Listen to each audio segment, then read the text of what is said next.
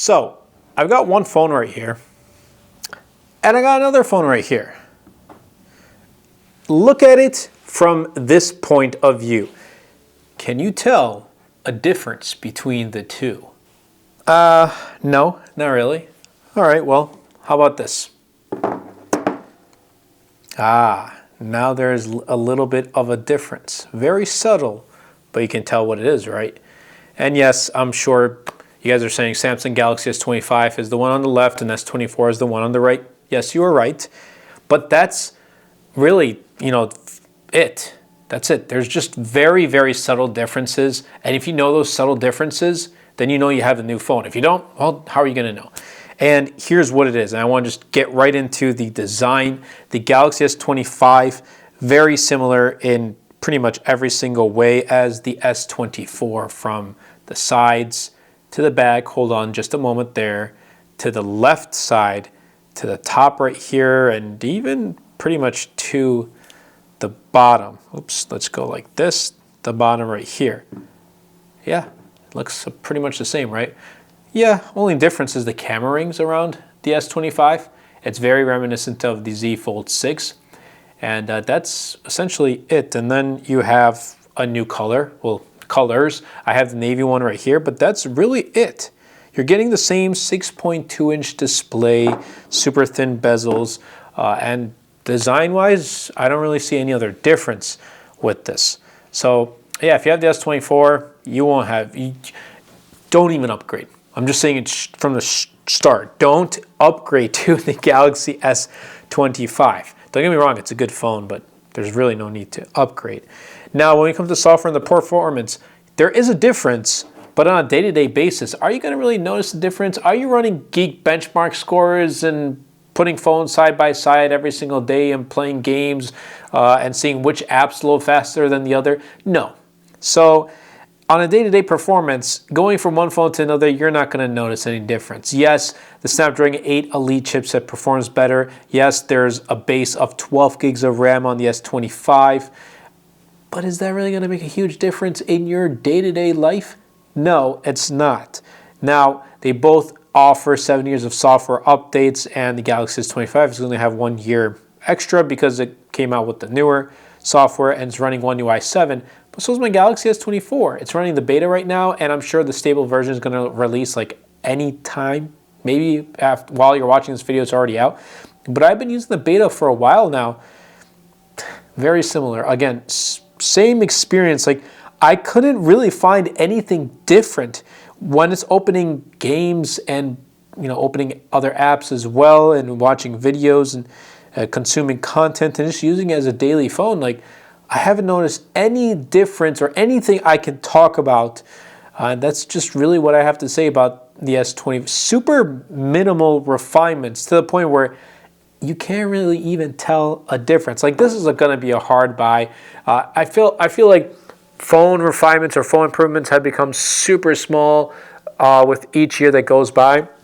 This feels like a Galaxy S24s. In fact, some may argue, oh, it's a Galaxy S23 SS, like a second S year iteration. I feel like that is true. Even the camera quality on both of them, you're getting triple camera setup on both.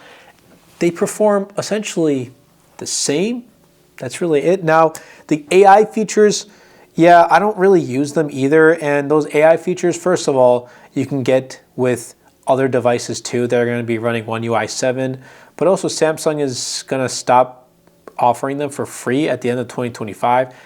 So I probably won't be using them unless I find a way to implement them and they're really important for me and I can't live without it type of thing.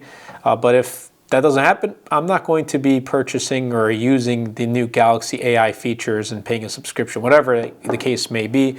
We don't know what type of pricing or anything like that, but I want to put it out there because surprisingly, there are a lot of people that don't know or may have forgotten. So I'm just reminding you guys, this is not going to be free, all these AI features. But on a performance and software aspect, these phones are, again, essentially the same. Cameras, essentially the same. Triple camera setup, quality, essentially the same. The battery is a little bit different, and that's because of the efficiency of the Snapdragon 8 Elite chipset with the Galaxy S25. They share the same specs, the same 4,000 milliamp hour battery, same 25 watts of wired charging and 15 watts of wired. And the reason why I kind of get aggravated about that is because like we have phones at this price, $799, which I'm going to get to in a moment as well, that have faster charging, that have larger batteries.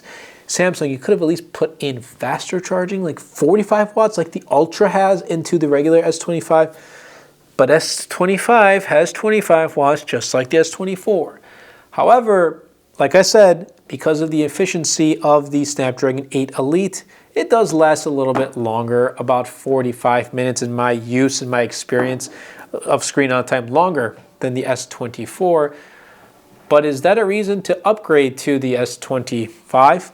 No, absolutely is not. So again, very, very minimal improvements, changes in the battery department. The pricing, which is good, has stayed the same, $799. They both start at $128, and then there's a 256 gig option. There's no 512. I don't know about you, but if there was a 512, I feel like more people would kind of choose a smaller version because of having more storage. That's just my assumption, or something I would kind of seek for if I was out in the market just looking for a small, compact, quote-unquote flagship. I would go for lots of storage, but at a smaller form factor, which would have been this, but fortunately that's not the case. Now the Galaxy S24 is going to drop in price because its successor is out in the market. But I wouldn't pick up the S25 at $799. I'll be leaving links in the description down below. Pick it up when it does go on sale. If you can find it for $699, $649, like the S24 did throughout the past year, it dropped in price, then yes, that'd be a good buy, especially if you are out in the market looking for a brand new phone and you don't have the S24.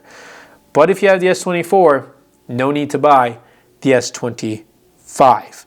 Again, both of these devices are 85% of what their Ultra counterparts are. If you want 85% of the S25 Ultra, you go with the S25. You want last year's S24 Ultra, but only 85% of it, you get the Galaxy S24. Easy as that. So, to wrap things up, if you have the Galaxy S24, don't pick up the S25. If you have another phone other than the S24 or even the S23, some can argue the S22, then go right ahead, pick up the S25. It's a good phone. I think a lot of people are going to pick it up. Like, this is the iPhone 16 for Samsung. A lot of people are going to choose the iPhone 16, and for this case, a lot of people are going to go with the Samsung Galaxy S25. Those who don't want to pay a premium price, those who don't need that other 50% of what the Ultra has to offer, this is a good phone.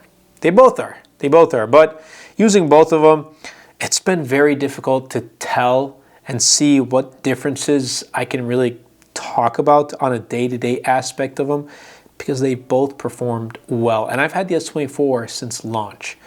So I hope you guys did enjoy. If you did, definitely be sure to superman that like button, comment down below, and best of all, share this video because it really does help out the channel out a lot. It will help push my content out to more people.